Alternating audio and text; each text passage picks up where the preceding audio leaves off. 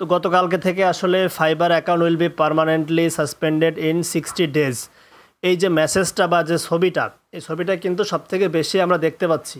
এটা আমাদের কমিউনিটির মধ্যে, যেমন ফাইবার যে মেসেজটা দিচ্ছে এটা হচ্ছে ফ্রিল্যান্সার্স অফ বাংলাদেশ, আমাদের ফ্রিল্যান্সারদের জন্য সর্বোচ্চ বড় একটা কমিউনিটি। এখানে আমরা এই মেসেজটা বেশি দেখতে পাচ্ছি। তো আমরা যদি একটু স্ক্রল করে তাহলে দেখতে পারবো এখানে এই টাইপের আরও অনেকগুলো মেসেজ দেখা যাচ্ছে।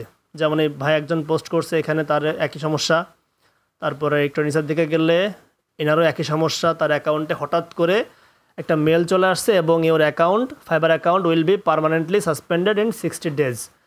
তো আমরা যদি আরও একটু স্ক্রল করি তাহলে দেখতে পারবো যে এই টাইপের সমস্যা আরও অনেক বেশি পরিমাণে আসতেছে।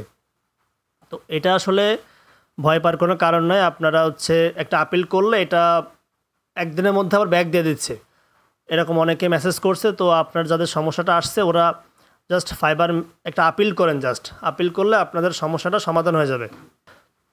এই টাইপের মেসেজ আমরা আপরকেও দেখছি, বাট ওইটা আমাদের সাসপেন্ডেড না, ওটা আমাদের একটা নোটিফিকেশন দিছিল যে আমাদের অ্যাকাউন্টে একটা ইস্যু আসছে।